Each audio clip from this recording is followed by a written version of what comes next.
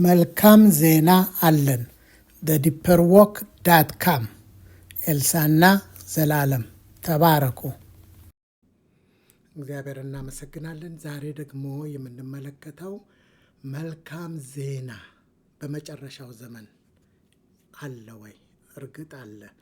በእግዚአብሔር ቃል ውስጥ የውስጥና የውጭ ታሪክ አለ እና የመጨረሻው ዘመንን ስናስብ የውጭ ታሪክ አለ፣ የውስጥ ታሪክ አለ። መልካም ዜና በውስጥ ታሪክ ውስጥ እናገኛለን።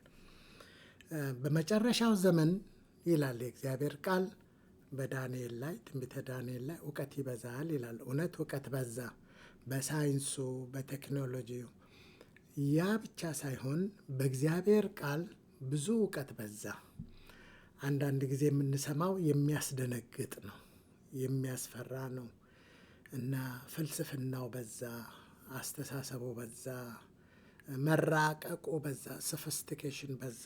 ቃሉን ወደዛ ወደዚህ እየከፋፈልን በዘመናት ውስጥ የሌለውን ታሪክ ማውራት ጀመርን። የድሮ ታሪክ የተረሳ የሞተ የተገደለ ታሪክ ሁሉ ሪዘረክትድ ሆኖ እንደ አዲስ በእግዚአብሔር ቤት ውስጥ የሚወራ ሆነ። በዚህ እንግዲህ እውቀት በዝቶ በናኝበት በዚህ ጊዜ ሕይወት ግን ጠፋ ይላል። ሕይወት ጠፋ።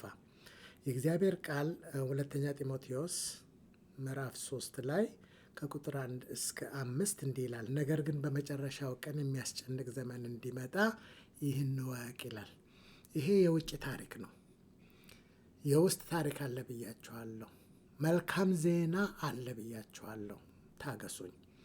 ሰዎች ራሳቸውን የሚወዱ ይሆናሉና፣ ገንዘብን የሚወዱ፣ ትምክተኞች፣ ትዕቢተኞች፣ ተሳዳቢዎች፣ ለወላጆቻቸው የማይታዘዙ፣ የማያመሰግኑ፣ ቅድስና የሌላቸው፣ ፍቅር የሌላቸው፣ እርቅን የማይሰሙ፣ ሐሜተኞች፣ ራሳቸውን የማይገዙ፣ ጨካኞች፣ መልካም የሆነውን የማይወዱ፣ ከዳተኞች፣ ችኩሎች፣ በትዕቢት የተነፉ፣ ከእግዚአብሔር ይልቅ ተድላን የሚወዱ ይሆናሉ ይላል። ትልቅ ፖይንት አለ ከዚህ በኋላ። የአምልኮ መልክ አላቸው፣ ኃይሉን ግን ክደዋል ይላል። የአምልኮ መልክ አላቸው። አምልኮት ይመስላል፣ ክርስትና ይመስላል፣ ብዙ ነገር አለ፣ የሚወራ የሚነገር የሚተረክ የሚያንሳፍፍ ነገር አለ። ኃይሉን ግን ክደዋል ይላል። ይህ በመጨረሻው ዘመን እንግዲህ የሚያስፈራ ሕይወት የሌለበት ባዶ የሆነበት ጊዜ ነው እንላለን።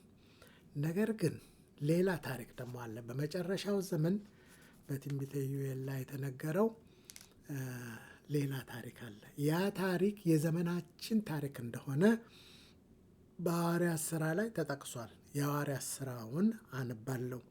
ሐዋርያት ሥራ ምዕራፍ 2 ላይ ምን ይላል? እግዚአብሔር እንዲህ ይላል፣ በመጨረሻው ቀን እንዲህ ይሆናል፣ ሥጋ በለበሰ ሁሉ ላይ ከመንፈሴ አፈሳለሁ እያለ ይዘረዝራል። ኃይሉን ክደዋል ይላል። ኃይሉን ክደዋል። ኃይሉን የተቀበሉ ደግሞ አለ። በመጨረሻው ዘመን በሚገርም ሁኔታ ኃይሉን የተቀበሉ፣ መንፈሱን የተቀበሉ፣ እውነተኛ የሆነ ሕይወትን የሚኖሩ ቅሬታዎች አሉት እግዚአብሔር ይላል። እና ስንነጋገር እንግዲህ የትኛውን ነው የምናወራው? በውጭ በመድረክ ላይ በፐብሊክ የሚታየው ሰው ሁሉ የሚያውቀውን ክርስትና ረከሰ፣ ገበያ ላይ ቢወጣ የሚገዛው ሰው የለም፣ እንዲህ አልነበረም እያልን የምናወራው አለ። ሌላ ደግሞ ያልታወቀ በስውር በቤታቸው እየተገናኙ በህብረት የሚተጉ ቅዱሳን ደግሞ አሉ። መንፈሴን አፈሳለሁ ይላል። በሙላት የሚመላለሱ፣ በሙላት የተሞሉ፣ በሙላት የሚኖሩ አሉ። የእግዚአብሔር መንፈስ አለ። እግዚአብሔር በዙፋኑ ላይ አለ። የእግዚአብሔር ኃይል አለ። በሐዋርያት ሥራ ውስጥ የተገለጠው የእግዚአብሔር ፍቅርና ሕይወት ዳይናሚክ የሆነው የክብር ሕይወት ዛሬም አቬለብል ነው።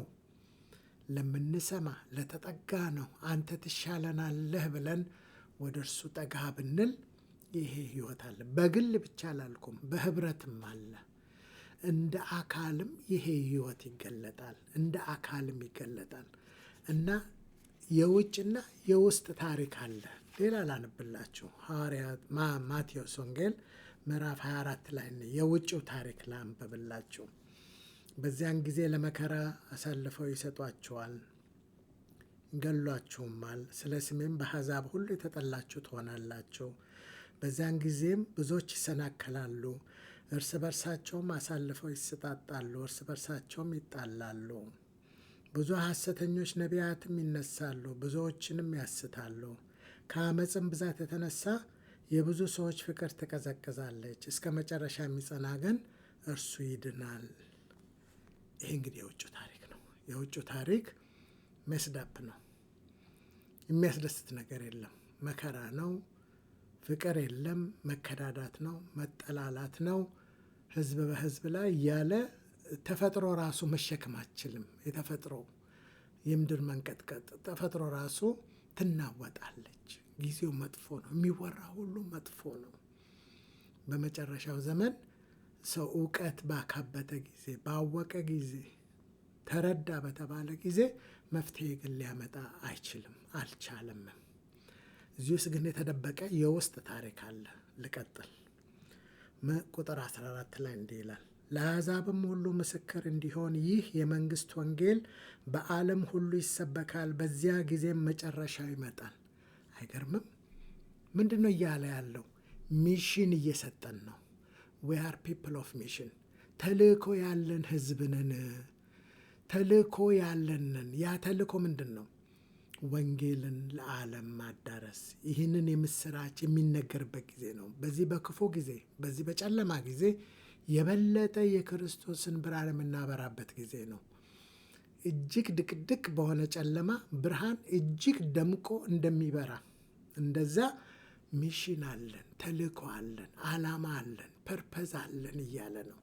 ያ ፐርፐዝም ለዓለም ወንጌሉን ስናዳረስ ያኔ ነው። ክርስቶስ እኛን እየጠበቀ ነው። መምጫው ደርሷል። ያ የሚመጣበትም ጊዜ ማንም አያውቅም ከአብ በቀር።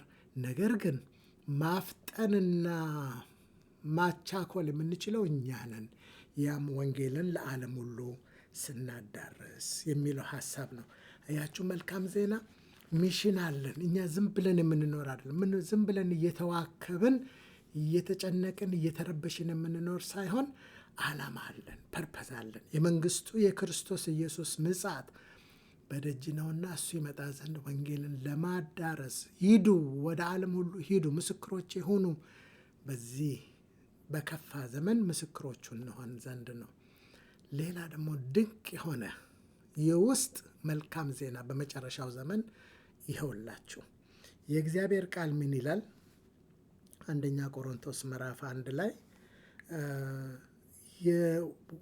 ወደ ልጁ ወደ ጌታችን ወደ ኢየሱስ ክርስቶስ ኅብረት የጠራችሁ እግዚአብሔር የታመነ ነው ይላል። የታመነ ነው። ክርስቶስ ኢየሱስ የታመነ ነው ይላል። እንግዲህ በነገር ሁሉ ይላል የጌታችንን የኢየሱስ ክርስቶስን መገለጥ ስትጠባበቁ አንድ የጸጋ ስጦታ እንኳ አይጎልባችሁም ይላል። አይገርምም? በመጨረሻው ዘመን የክርስቶስ ኢየሱስን መጠባበቃችን ጸጋ ሙሉ ያደርጋል። አይገርምም? እኛ እኮ የሚመጣውን ክርስቶስን ስንጠብቅ ለዚህ ምድር የሚያስፈልገው ደግሞ የጸጋ ስጦታ ለምስክርነት፣ ለሚሽናችን፣ ለፐርፐዛችን፣ ለተልእኮዋችን የሚያስፈልጉ የእግዚአብሔር መንፈሳዊ ስጦታዎች ሁሉ አይጎልባችሁ፣ ሙሉ ናችሁ። መሬትን ስንለቅ፣ ክርስቶስን ስንጠብቅ ለመሬት የሚያስፈልጉ ነገሮች በሙሉ ይለቀቁልናል። መሬትን ለቀን እኔ የክርስቶስ ምስክር ነኝ፣ ዓላማ አለኝ፣ ሚሽን አለን ብለን ስንዘረጋ ምን እንደሚሆን ታውቃላችሁ? ለምድር በጣም የምንጠቅም እንሆናለን። ምክንያቱም የጸጋ ስጦታ ሁሉ ይሞላብናል። እና ይሄ የእግዚአብሔር ክብር አይደለም? መልካም ዜና አይደለም ወይ? ይሄ መንግስቱ ላይ ካሰብን መልካም ዜና ነው። ክርስቶስ አሁንም ኃይሉ ኃያል ነው፣ ትኩስ ነው፣ ዳይናሚክ ነው። ክብር አለ፣ ኃይል አለ፣ መገለጥ አለ፣ መንፈስ ቅዱስ አለ። እና ሰዎች ሲፈላሰፉ፣ ሲከራከሩ፣ ዲቤት ሲያደርጉ፣ ወደዛ ወደዚህ ሲሉ የሚያስፈልገው ነገር ግን ምንድን ነው? በክርስቶስ እግር ስር ቁጭ ብሎ ህይወትን ተካፍሎ ህይወትን መግለጽ፣ ክርስቶስን ማሳየት ነው እና እግዚአብሔር በዚህ ነገር እንዲባርከን ሁላችንም እንትጋ። በኢየሱስ